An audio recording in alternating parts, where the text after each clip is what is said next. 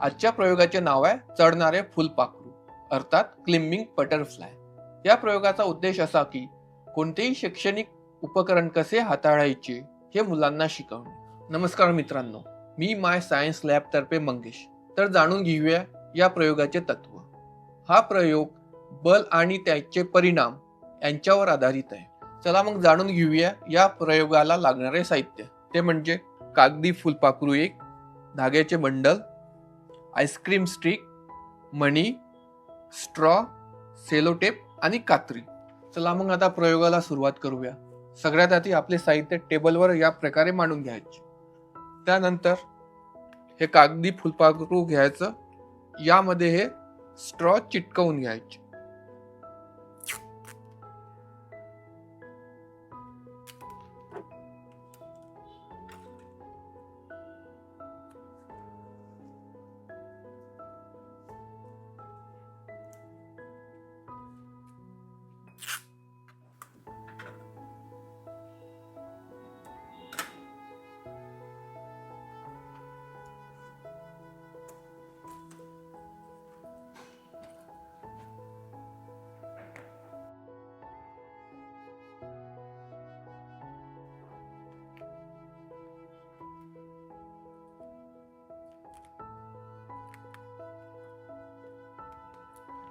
या प्रकारे हे तयार होईल। त्यानंतर आपल्याला हे धागे घ्यायचे, सारख्या आकाराचे दोन कापून घ्यायचे।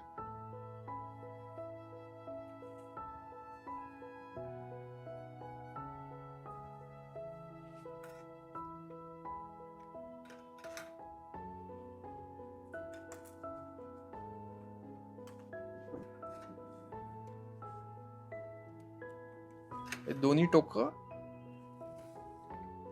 या स्ट्रॉ मधून घालून घ्यायचे।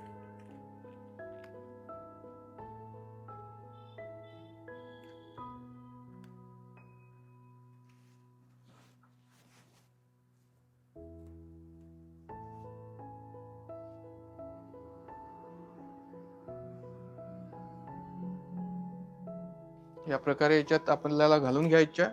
त्यानंतर आपल्याला या मणीमध्ये एका टोकामध्ये हे मणी घालून घ्यायचे।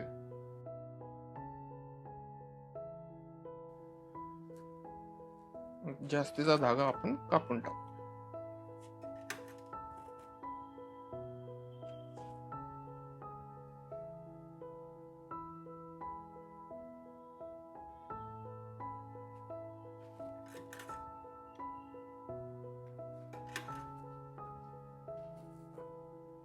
या प्रकारे आपलं तयार होऊन जाईल।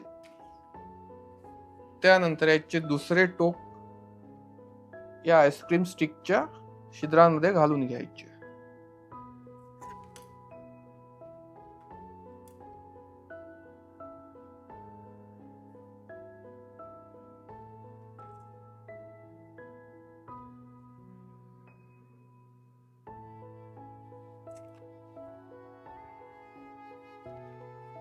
दुसऱ्या बाजूला दुसरे टोक।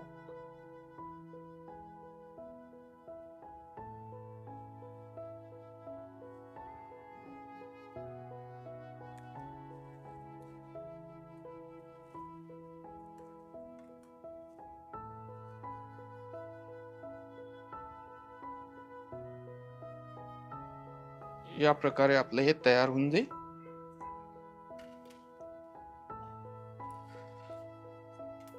त्यानंतर एक धागा घ्यायचा आहे लांब,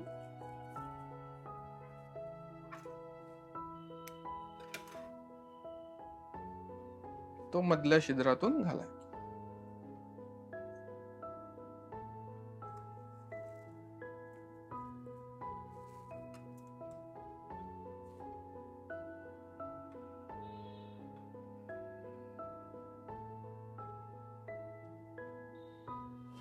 आणि याचं दुसरं टोकाला फुलपाखरू बांधून घ्यायचं।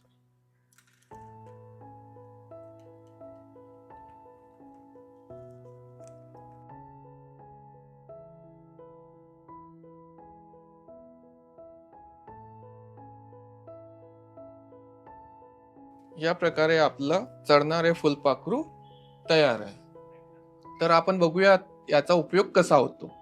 आपण जेव्हा एक धागा याला खिचू, हे वर जाईल, दुसरा खिचू दुसऱ्या बाजूने वर जाईल, तसं या बाजूने आणखी खिचू, असं ओढत ओढत जाऊ तर आपल्याला फुलपाखरू वर चढताना दिसेल.